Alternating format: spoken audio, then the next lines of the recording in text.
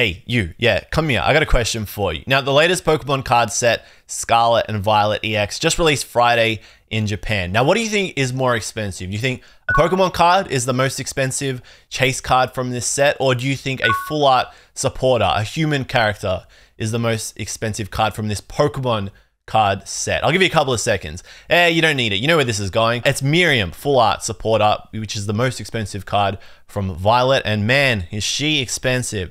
39,800 yen. That is extremely high 5 days after the sets come out, but that's like 350 US dollars. Now, full disclosure, I haven't played Scarlet or Violet. I'm going to be streaming my first playthrough of that over at twitch.tv/okJLUV, so make sure to go follow to see when that happens. But from what I understand, this is a nothing character. I mean, she's cute. I can see why she's so sought after for collectors, but she's an NPC apparently. So this is a little bit peculiar. Her ability, or what the card actually does, is really good. It's basically Ordinary Rod with some draw support. So you put 5 Pokemon cards from your trash and then shuffle them into your deck and then draw 3 new cards, which is pretty good. Underrated. A lot of people are saying it's not that good, but I think it's decent. You may be familiar with the fact that Rainbow Rares are gone. So they're finally getting rid of them, and nobody liked them because when you found, you know, your only SR from a Japanese booster box and it was a rainbow card, it was a little bit annoying. So I'm happy to see the back of these because you can never really appreciate fully the artwork of the card. And I don't think anybody really liked them except for Opossum Bud, but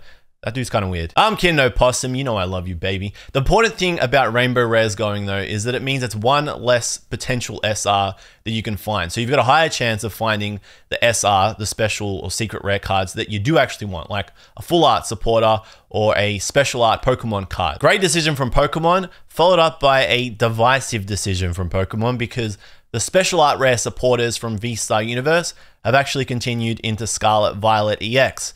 Miriam also got a special art rare. So if you're familiar with cards like Adenia's Vigor, Colress's Experiment, those cards got special art rares in V-Star Universe and Crown Zenith. That trend is continuing, which is fantastic if you love the artwork and the illustrations of Pokemon cards. But if you're a collector trying to master set everything, this is painful because Miriam special art rare is more expensive than Miriam full art at 61,800 yen. That is a lot. That's a lot of dollary dues. That is, for most people, that's like more than a week's rent. That's insane, okay? Insane and rising because today, or the last 24 hours, her card has actually continued to spike.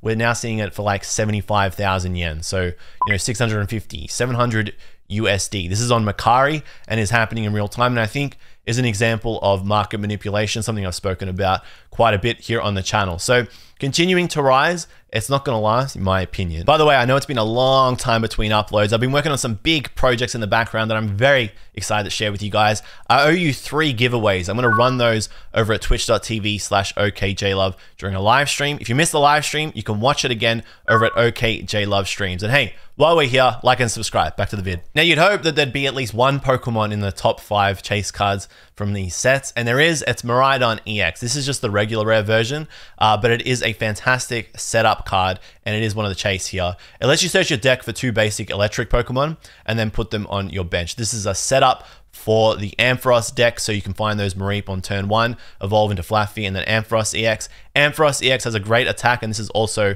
from Scarlet or Violet? Actually, it's from Violet. Let's just go with Violet. 140 damage, but if you discard 2 energy from it and put them in your trash, you do an additional 100 damage. With 330 health, this is going to be one of the meta Pokemon. This deck is going to be fantastic, and you can pair it up with one of the other new cards, Electric Generator, which lets you look at the top 5 cards of your deck. If there's 2 energy in there, you can attach them to any electric Pokemon in any way you like, and then shuffle your deck. Miraidon has a special art rare, and it's really nice. This is by Kantaro, and I think that's the same artist that drew the Colress's Experiment from Crown Zenith and V-Star Universe. It's a beautiful card, and because it's got such a great utility and it's fantastic for setup, it was a chase card. It is a chase card from the set, and it was relatively expensive, you know, 23,000, 25,000 yen. All things considered, you know, it's not cheap, but as far as chase card Pokemon cards go, that's pretty good. Players and collectors worked out very quickly how good it is in this Ampharos deck, and there was a lot of anticipation that it was going to be as good as it is. But when you chuck a Raichu in there and a Regieleki, it gets even better.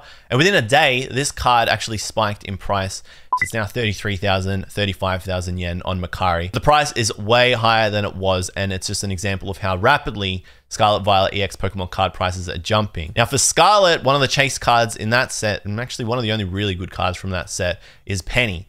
And again, I haven't played the game, so I don't know too much about it, but I know that she's a main character. So you would think that Penny would be more expensive than a character like Miriam, who's like a side character. Personally, I'm going to blame all the simps out there for this. Miriam's pretty cute, so it's understandable, and I'm a simp as well. Penny is only 15,800 yen, so way cheaper than the other chase trainer, Miriam. What Penny does is great too, and I think it's part of the reason why this card is a little bit more expensive than some of the other cards. Penny is basically Sharon's Care. So if you don't know, Penny lets you pick up one basic Pokemon from your side and all cards attached to it, and then return them to your hand. Only a basic Pokemon, but any type. So it's a good way to heal a Pokemon if it's got any damage counters on it, or if you need to switch it out of the active, or if you've got like a liability out on the board and you're worried it's going to cost you the game, you can play Penny and then return it to your hand. You don't have to worry about it, but it's only basic Pokemon. Now, Penny also has a special art rare, and I love this one by okJLUV, who is a fan favorite artist, but for some reason it's cheaper than her full art supporter. Granted, sold out now,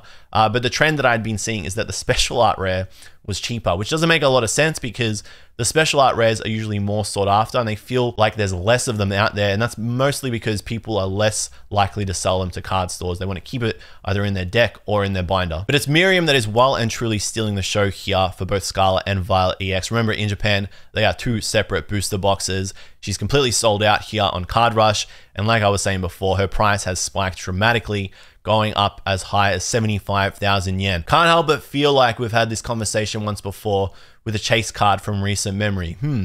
Yeah, it's reminding me of Lugia V Special Art. This one was from Paradigm Trigger. At launch, Lugia V Special Art was 64,800 yen, which is insane. Let me make that perfectly clear. That is way too, it just feels like way too much, and it's more evidence that Japanese Pokemon cards are becoming a luxury item that everyday collectors like you and me are getting priced out of. And I'm putting my money where my mouth is. I've only bought one of each of these boxes, and I don't see myself master setting this anytime soon. Lugia V, you know, it went as high as 108,000. And at one point, I'm pretty sure it was 112,000 yen. So that's north of $1,000 US for one Pokemon card. That was in like the first week. I made a video, I had a meltdown about that. But hey, it's like we always say, if you're just patient and you hold out long enough, these cards drop in price. If you go and look at Lugia's price now, 54,800 yen, and it's not showing any signs of disappearing off the shelf. People don't want to buy it, and because they don't want to buy it, the price just keeps going down.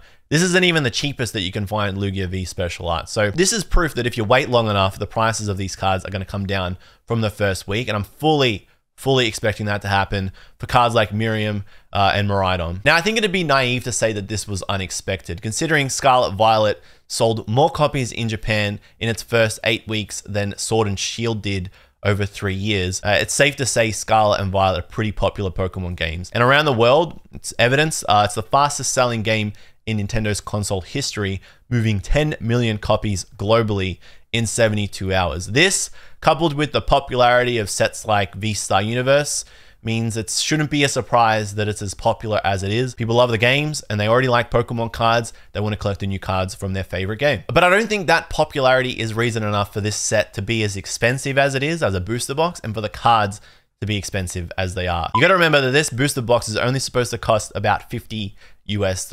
You convert that to Australian, 7,000, and pound and euro. You do the numbers there. Convert 5,400 yen. It's not as high as some of the prices that we're seeing online. I'm not going to label out any particular stores. They kind of all follow each other's trends though, and I think they're just as bad as the others. I'm not mad. I'm not really annoyed. At this point, I'm just disappointed that stores are still doing what they're doing. You know, Australian stores selling 160 Australian dollars for one of these booster boxes. It's like triple the price. And I know you don't have to buy it, but in the same breath, you know, you don't need to stock it. Just because it's costing a store that much to put it on their shelf because, you know, the people supplying it out of Japan are charging that much, contributing to the problem isn't helping anything. By you selling it for this really high price, you're basically facilitating the spiked prices that are going on over in Japan, and you're making it way harder for players to get involved in the game. And like I said, I'm guilty of this as well for collecting for as long as I have, but this year I'm putting my